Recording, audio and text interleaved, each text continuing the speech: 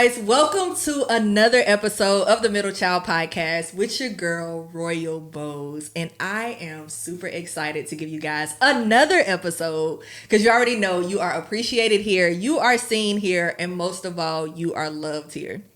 I am tremendously excited about this guest today. The reason why I pulled out my New York hat, she is the woman of style. She is an entrepreneur guru. She is a celebrity realtor. I almost said a celebrity chef, but she can cook too. But she's just an amazing woman all around. I want to introduce you to the Alecia Lucas. How are you? Hey guys, I am good. Thank you for having me. I'm super, super excited. Girl, thank you for coming. Because, you know, studio out here in the boondocks. Listen, no, it's okay. I love it. It's beautiful. Thank you. Thank you. All right, so how has life been? Oh, life has been evolving. Yes. Life has been, lifing, of course. But just also getting caught up in knowing that I am currently living in answer prayers. You know, sometimes I have to stop. I'm still always focused on the future sometimes. Yeah. To where like, I got to get there. It's a goal. Another goal to me.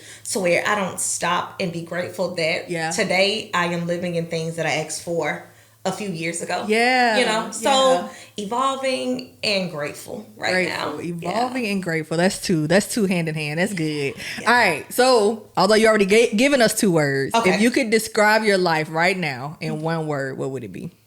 It would be becoming. Becoming. That's why you wore a hat with the B on it. Yeah. I am becoming. Yeah. I am becoming a better entrepreneur. I am becoming a better woman. I am becoming a better mother, a better friend, a better disciple, just a better person. Finding the balance in everything that I am. You know what I'm saying? Allowing myself to set healthy boundaries. Yeah.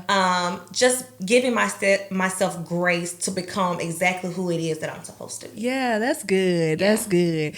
I've been trying to teach people how to set healthy boundaries. Yeah. It starts with no. No. It starts with and that's a complete sentence. Yes. No. Mine is capital N, capital O, exclamation point 3 times. No. Make sure you heard it. Just so make sure you know. Yeah. Okay, so with you being an entrepreneur, how did you even get to the point of, you know what, I'm just over it?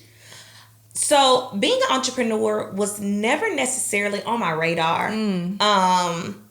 But during the pandemic, and if anybody knows me, I am super mom. My kids are my world.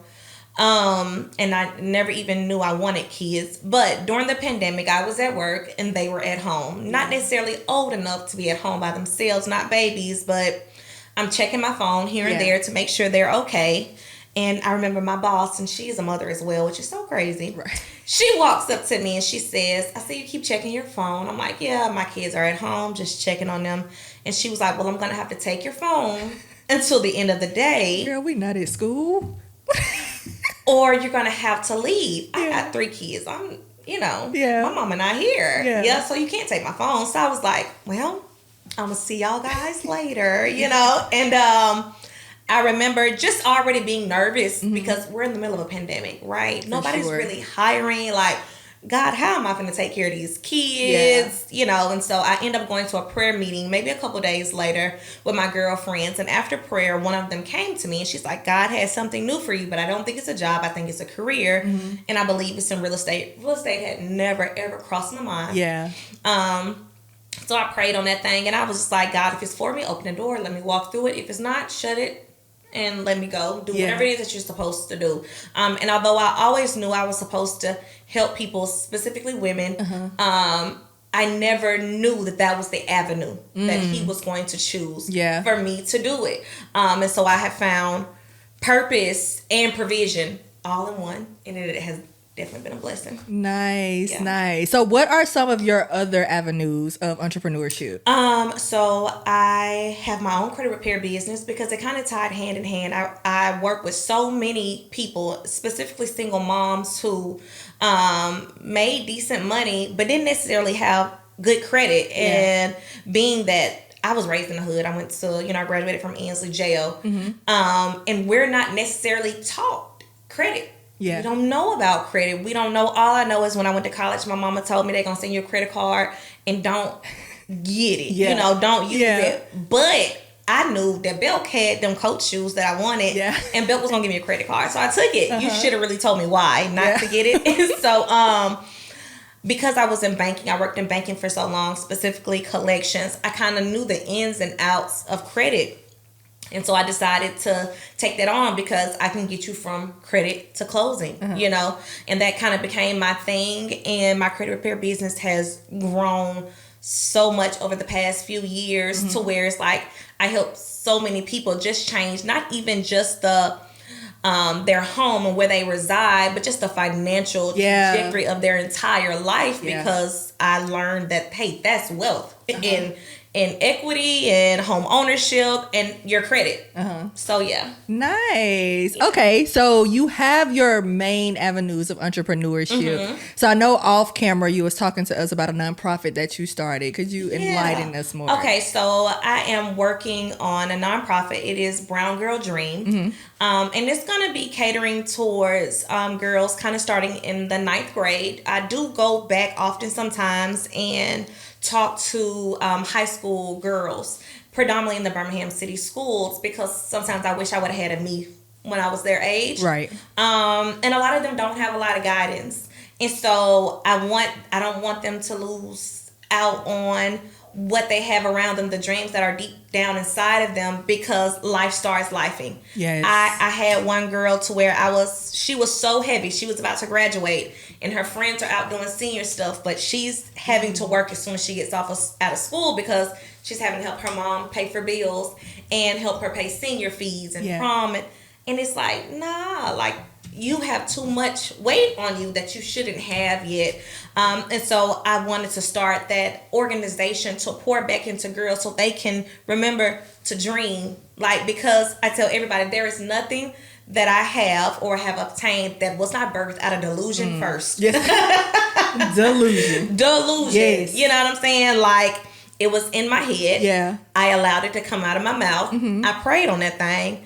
I put some action into it. I did what I could do, and I allowed God to do what I could not do. Yeah. But I had to dream it first. Yes. Yeah. Imagination. Yeah. I think people got to get back to that. Please. And then I just salute you for even having that organization, because like just talking to moms lately, like within the past just couple weeks or whatever, they're just like, I don't know what my purpose is. And I'm just like, so what has it been all this time? It's like, I just want to make sure my kids are being good. a mother. I'm just like, a lot of people will get caught up in just solely being a mom. Yeah. To where you don't realize, to where I'm not just raising a son, I am raising somebody's future husband and somebody's future father. I'm raising somebody's future wife, and my job is to make you outstanding citizens, good people. Which you do an amazing job in, by the way. Thank you. And so, but one day you're going to leave, and you're going to have your own life. And I don't want to be sitting around trying to figure out, what style do I like to wear my hair? Like, where do I want to go eat? Like, girl, did you know you like to travel? I don't want to wait until they're grown and gone to try to figure out about choosing me first, because I feel like moms have to choose themselves first. And it's not a selfish thing. It's just, if I'm not okay, if I'm not my best self, I can't show up for you. That's true. The best way that I can. Yeah. And it also makes being a role model easier. Absolutely. Because I'm looking up to my mom. I'm just like, listen, I remember my daughters when I first, I want to say, wrote my book or something, Girls Stand Up. Yeah. And I remember my kids saying they were at school one day and my daughters was like, I bet you can't Google your mom. And it's just like, my daughters could look up to anybody. Right? Yeah. And I do walk that thin line of being my kid's mom and friend, and I am okay with that. Yeah. Because how the world is going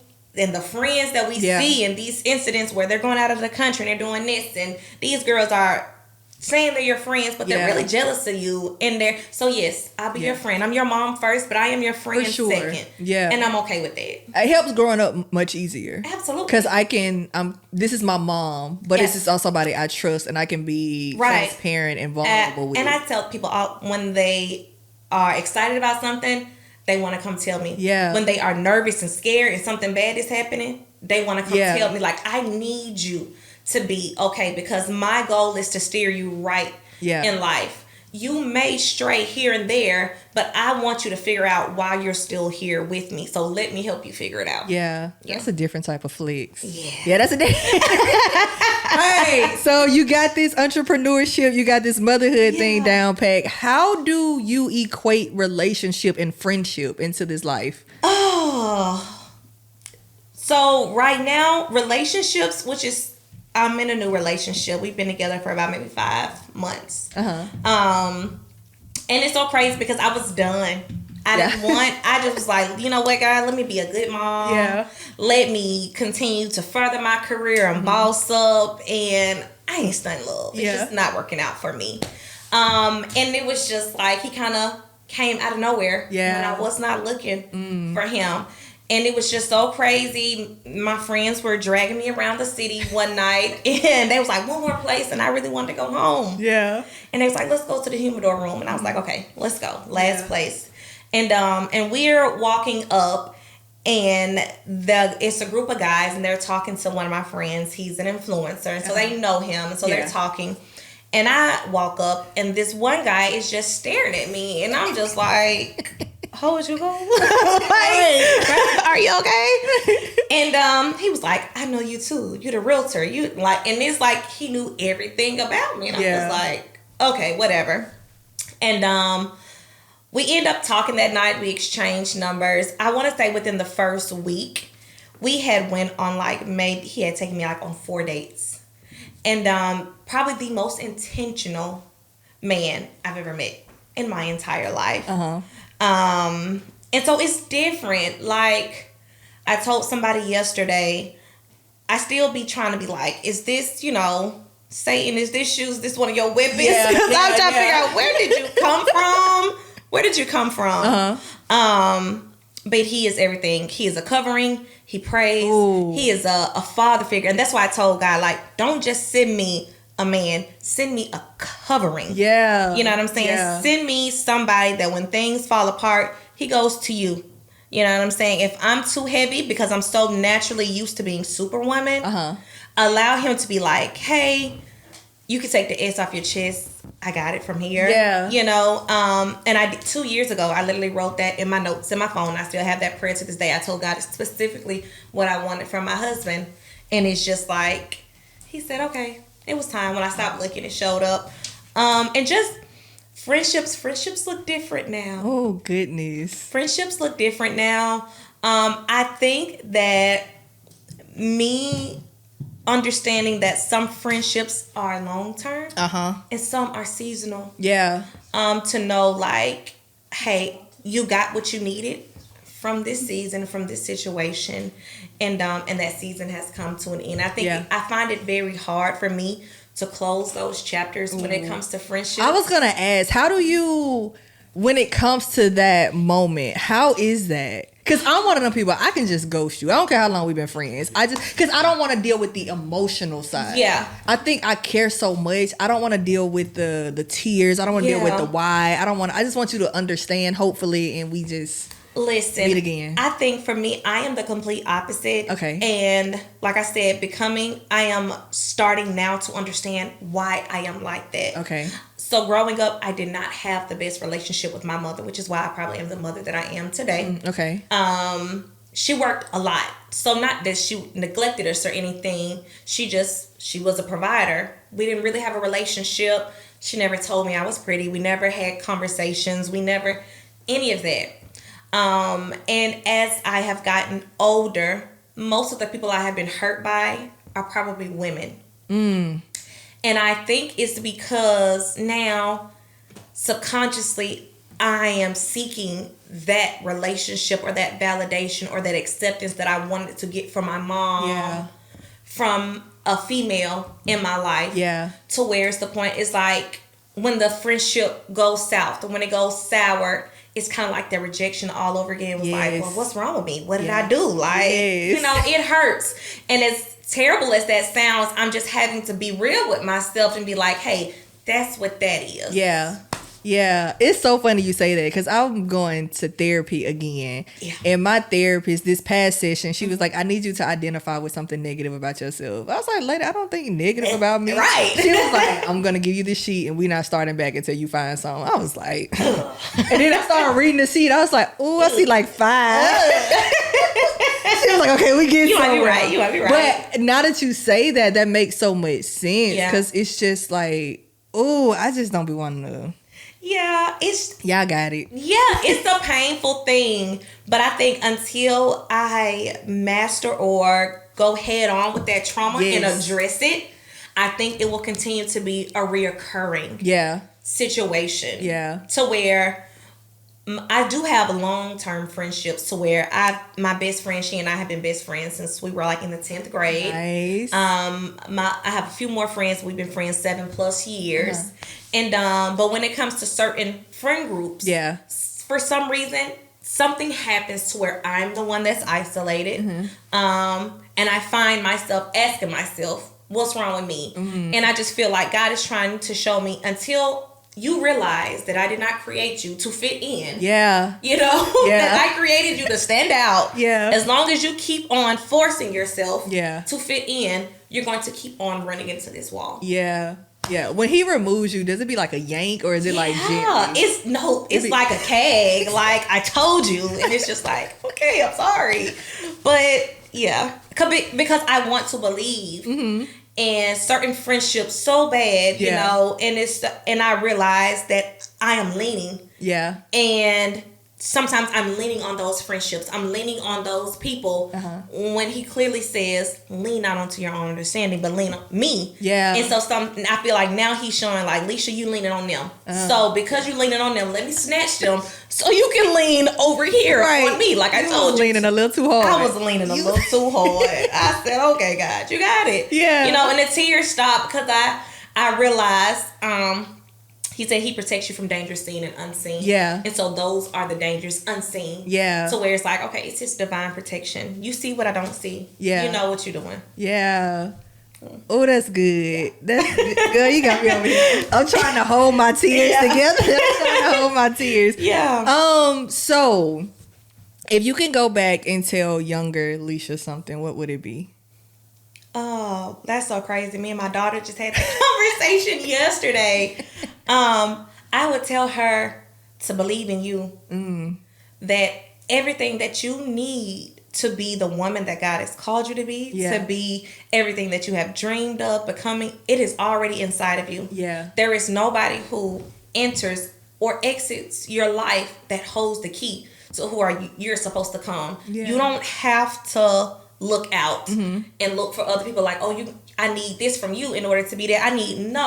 Whoever it is that you're supposed to be, it's already inside of you. Believe in you. Yeah. You know what I'm saying? And I feel like I catch myself so much seeing so much greatness in other people to where I don't always have the same faith and belief in myself. Yeah. So it's just like, hey girl, you got it. Like you're really her. And so I'm getting through that phase of reminding that little Alecia. Yeah. You her. Even when you was little, you had it. Yeah. Even now, you got it. You still got it, girl. Yeah. That's good. Yeah. All right. So, guys, once y'all start following Alecia, because y'all are, we're going to give y'all her credentials at the end. Yeah. Her swag is immaculate. Like, I just be like, I could never. I be in the store, like, what? I kid you not. You inspired this hat. I went in Champs and I was like, which one of these? What was like, I literally had the hat. Yeah, for sure. I tried on so many, and I was like,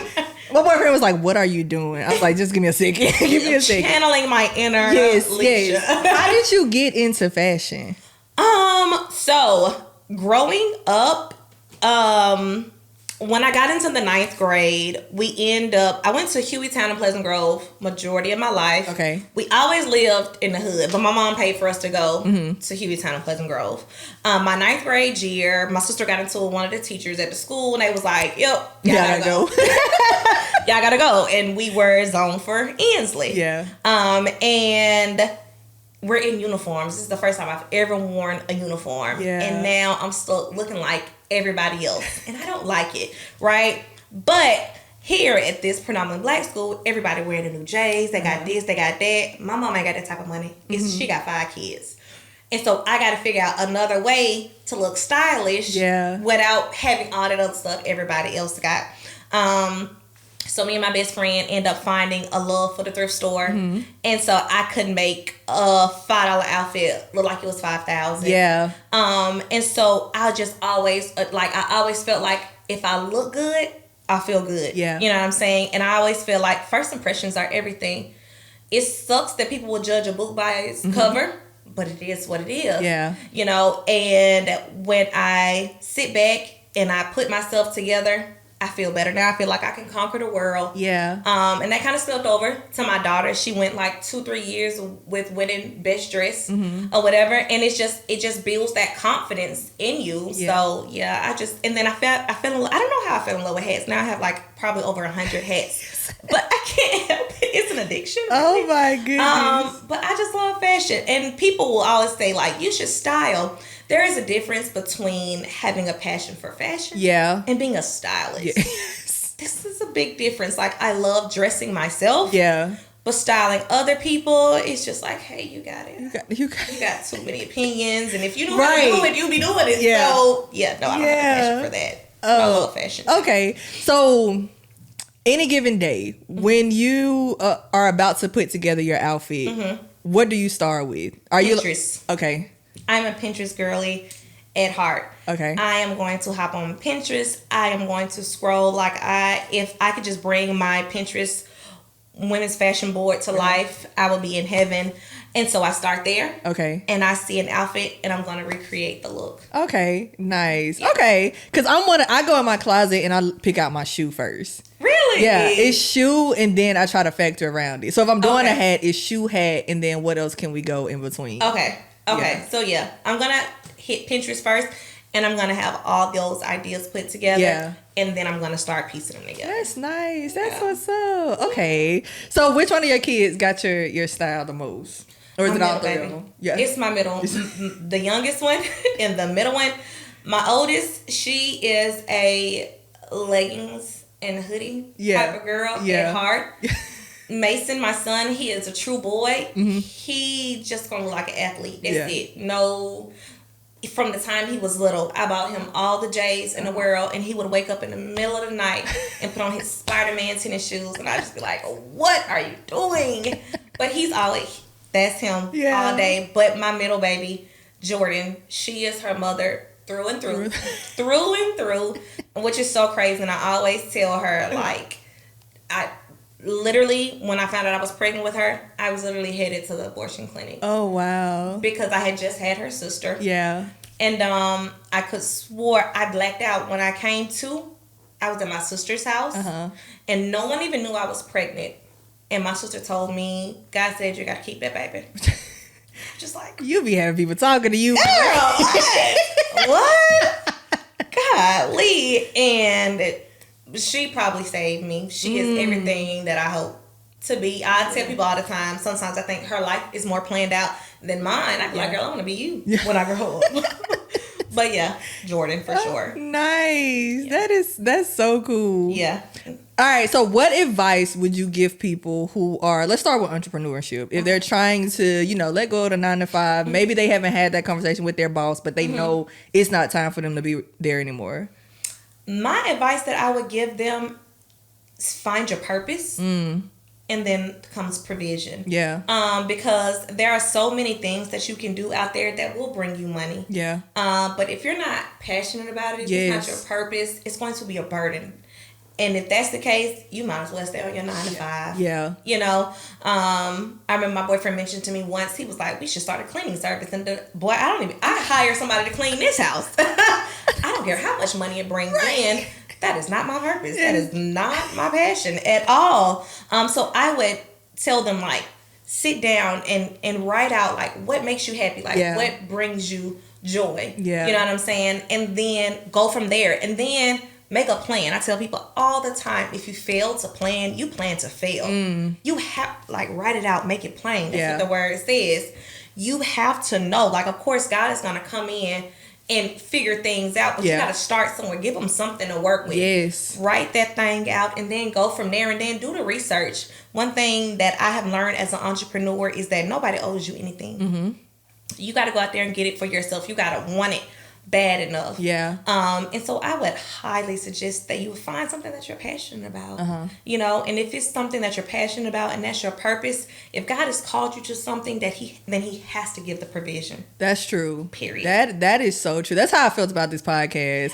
Because I was not thinking about recording until the second part of the year. Yeah. If you look at my goals downstairs, I was supposed to be done planning at the end of June, not recording. I just had a layout. Yeah. And I remember one day he was like, go well. Because what we do. And he's like, don't play with me. I said, yes, sir. Yeah. And he has literally given the provision. Absolutely. It's like, I be downstairs, I'm like, all right, God, what guest is next? Yeah. And it just be, I can be on social media, or he'll just play somebody in my heart, and I just be like, okay. If they don't respond back, I'm coming back to you. That's on you. But just get into that, and even to the point to where now I say things like you say out loud. I've written it down, but I have to put it in the atmosphere. It's like I'm not waiting for him to fail. It's just like, no, I'm finna say this out loud. Yeah, absolutely. I think that God's timing is so crazy. I think he just be waiting on our yes. Yes. And it's just like, dang, that's all I had to do. Give you that yes. And even certain things that I'm asking him for, or in my mind, I want. And I think sometimes he just sitting back like, I'm just waiting on you to ask me. Yeah. I'm just waiting on it to come out of your mouth, and then I'm going to do it. But I think it's just trusting him and being like, and going back and looking at those goals and that vision and just being like, oh, okay. Yeah. That's what I tell people. Remember the prayer that you prayed. Like, even when the hardship comes, like, remember, like if you ask God, like, remove anything that's not for me, and he start removing people, like, don't be like, wait, where they going? Like, remember the prayer you just prayed yesterday. Because you have to understand that just because it did not come in the form that you thought it was supposed to come, say I asked my friend for a gift, just because I don't like the wrapping or whatever she wrapped it up in, don't mean that the gift or what I asked for ain't inside this box. Just because it didn't come wrapped up how you thought it was supposed to be wrapped up, you know what I'm saying, doesn't mean he didn't answer that prayer. You just got to be able to accept, you know what, that was some ugly wrapping paper. I did not want to deal with that. I did not like that. Right. But you got what you wanted. You got what you needed. And often I find myself, God, don't give me what I want. Give me what I need, because what I want may not be good for me. That's a powerful prayer. That's powerful. It's scary. It is. You gotta really trust that. Absolutely. I think what has helped me believe is knowing that he's never going to give it to me the way I want him to give it to me. You know what? I don't think there's ever been one time I knew it was never. No. Never. Thanks for telling me that. Right. Now I can apply that to myself. Like, just go ahead and stop anticipating. Right. Yeah. Because he gonna come so left field. Yeah. I think it has become hard, and that's something that I'm going to have to unpack in therapy as well, for me to feel comfortable going to him, asking him something, because it says that he is a good father. Yeah. But in the physical realm, I don't have a relationship with my father. I could never go to him and ask him for anything. So my idea of a father is tainted. So it makes it hard for me to go to him and being like, hey, I need this. Yeah. Because for the longest, if Leisha don't make it happen, it doesn't happen. Girl. And so I'm so used to carrying that, like, I just got to do it, that I forget that, oh, you my daddy. I'm supposed to come ask you. Okay, I'm going to throw a little curveball in there. So I grew up with my biological father. Yes. And so I hear people talk about how you see your biological father is how some people view God. Yeah. I haven't been able to correlate that. Well, to a certain extent. I think I respect my dad to a level that when I talk to God, I talk to him with that same respect. Yes. But it's crazy because I'll ask my daddy for anything. Yeah. When they come to me asking God for something, I be so timid, and I think it's out of that respect. So it's interesting that you say that, because I'm just when people say that, I be like, I don't think I do that. But then now that we're talking about it, as I've gotten older, I've realized that it's so hard for me to trust God because I can never trust my father. And I always say, the only thing that my dad taught me was to not depend on a man. That was the only thing that my father taught me. Yeah. And so it kind of makes it hard to be like, yeah, he a good father. Yeah. I don't know what a good father looks like. Ooh. I don't know what that looks like. I don't know a man in my life as a father figure that I can trust, that I can say, here's my life. Don't drop it and put it in your hands and walk away. No, I've been taught that you better go pick that thing back up or you're screwed. And so it's kind of hard for me to go to God as a father and be like, hey, take care of this. Girl, I need to make a note. I got to talk to my therapist. Because I'm just like, I get that from that standpoint. But I guess I struggle with, I can trust like my biological father. But I have a hard time, you know, trusting God. And I'm just like, dang. But you got to, because if he is his creator and you trust him, how can you trust the creation more than you trust the creator? See, I got to look at it that way. What my problem is, I have a control issue. I know with my dad, if he don't answer the phone call, I can just pull up at his house. Yeah. With God, if he get quiet, I can't be like... Right. Like, hello, do you hear me? Girl, like a couple weeks ago, I was studying to take the LSAT. And it came a time where I just felt like I was not comprehending. Yeah. I was in my office yelling at God. I said, come talk to me right now. Now. And I was just, okay, I went to my dad. I said, Dad, you gonna have to pray for me because he's not He's talking. not listening to me. My dad was like, yes, he is. Just stop yelling at him. Yeah. But God knows. Yeah. And I think that's that turning point. You have to get to a point to where you're transparent, even back to trying to find your purpose. Yeah. If you don't know your purpose, just be like, God, I don't know. Like, if you have revealed it, re-reveal it. Yeah. Because clearly I've just been distracted. I've been so focused on, you know, the 9 to 5, trying to provide. Like, just re-deliver it to me. Yeah. And I think once you open yourself up to have that transparent relationship with God and go ahead and come to the conclusion like, hey, I may have got it wrong. Yeah. You know what I'm saying? And bring me back and reintroduce me to my purpose. I just had another business venture that kind of went left and it didn't go the way I thought it was supposed to go. And I had to sit in that thing and God had to be like, I never told you to do that. That was you. That was on you. You know? You said you wanted one thing and you went and did a completely different thing. I never told you to go do that. And I was like, you know what? You got it. You're right. You're right. You're right. That's the turning point. I tell everybody, be transparent. Absolutely. Because you sitting there trying to hide it, he already knows. He knows. He knows. Like, what are you talking about? Yeah. Okay, so what advice would you give someone trying to juggle life and motherhood?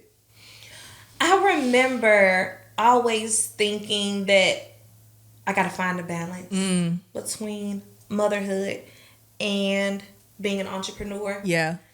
And then I had a lady tell me, stop. Yeah. It's not a balance. There isn't. Some days you're going to kill it as a mother. Yeah.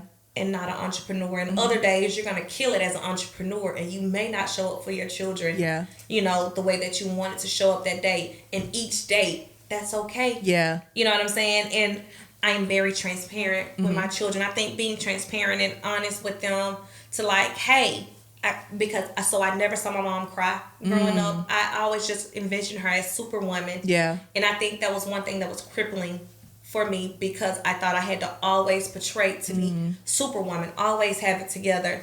Until I even got to the point now where I tell my kids, like, hey, I ain't got it today. Yeah. You know, my elevator ain't going all the way up today. The light ain't on. Yeah. Nobody's home. You know what I'm saying? Like, just being honest to know that try your best every day, but be okay. Give yourself grace to know that you're not going to meet the mark every day. And that's okay. That's beautiful. Yeah. That is beautiful. All right. So the last advice, if you were giving someone trying to balance friendships and relationships. Because, you know, some people, they don't know how, like, some people, it can easily feel guilty. Like, I just got into this new, you know, relationship and my friends have always, or at least my best friend has always been there for me. Like, how do I... So for me right now, what I'm learning is the season that I'm in may look different from the season that my friends are in. Okay. And so I'm going into a very healthy relationship right now. And I had to stop feeling guilty for it because I have some friends whose relationships are coming to an end. Yeah. And so sometimes it's, oh, you always with him. You always, you know, and I started feeling guilty. But it's like, did you not ask for this? Did you not, like, ain't that what you asked for? You know, and those who are for you are going to be happy for you despite whatever season they're in. Yeah. Despite whatever season they're in. And you're going to have to be okay with that. You know what I'm saying? And realize that who is for you is going to be there for you. Yeah. And when you walk into that season of somebody truly loving you and valuing you, and somebody that's supposed to be a friend isn't happy, maybe you should question, is that really a friend? Mm-hmm. Because either way, I'm going to be happy for my friend. And so there is a time to where I am with my friends and I make time for my friends. Yeah. And there is a time that I make time for my relationship because I feel like partnership is everything. Yeah. How far you go in life, I feel like it's contributed to who you are with. Yeah, yeah. Who am I building with? You know what I'm saying? Like, I love you. We can hee ha ha all day long. But I'm trying to come into covenant with this person and we build together. And when I'm done at the end of the day and I'm drained and I'm all poured out, who is refilling me? Yeah. I don't go home with my friends. Yeah. You know what I'm saying? It's not my friends. They cover me sometimes in certain ways, but this is a person who I'm choosing to do life with. You know what I'm saying? And before God made anybody else, he made Adam and Eve. He made partnership. Yeah. So that right there, that comes first for me. And so asking God to bring in those friends who respect that, other couples, married friendships, all of that. Just ask, like, whatever is for me in this season. Yeah. You know what I'm saying? Because I ain't walking away from my man. my man. That's a good man, Savannah. That's a good man. Girl, I am hollering. All right. So, any last advice, or do you have any projects that you have coming up that you want to talk about, or anything else that you just kind of want to add? Any projects I have coming up right now, I have my show, Hey Sis, that I'm about to get ready to reboot. Yes. And for me, that is couch conversations and talking about things like this that really actually matter. Yeah. I want people to really sit down and ask the hard questions, be real with yourself. Yes. Even when looks ugly, you know what I'm saying? Like you said, your therapist said, tell me something negative about you. It's something negative about you. It's something negative about you. Everybody. Think something. It's something. It's something. Yeah. You know, and so I'm getting ready to start that back up, as well as Brown Girl Dream, and just really focus in on what God is calling me to do. I don't want to wait until 40 to answer the call. If He is calling me, like, let me go ahead. Thank you. Let me I'm tired. Keep saying the same thing. I'm tired. You know what I'm saying? I can't ask you for something. He like, I still need you to do that last thing I told you to do. And so it's just like, you know what? Okay, your will be done. Yeah. Let's go ahead and get this over with so we can get to the good part. Yes, your will be done. Because it's going to get done. It's going to get done without me. So since you're choosing me, you know what I'm saying? It's like, since we've come this far, and that's my word to everybody. It's my advice to everybody. We've went through so much in life. Since we've come this far, I might as well win. Yeah, you didn't go through all that for nothing. I might as well win. Yeah. All right. So if people want to get in contact with you to get you to be their realtor, if they kind of want to follow Hey Sis, just follow your fashion sense, all of that. What are some ways? Okay. So Facebook, I am Alecia Lucas. IG, the Alecia Lucas. TikTok, the Alecia Lucas. Email, aleciasoldit@gmail.com. I'm here, guys. Come follow me. Come meet me up. All right, guys. Thank you again for watching another episode of the Middle Child Podcast. Alicia, thank you so much for coming by. It was a pleasure. Gave me some stuff I got to go talk to my therapist on. But guys, again, thank you for watching another episode. As always, you are seen here, you are appreciated here, and most of all, you are loved here. Until next time, have an amazing day.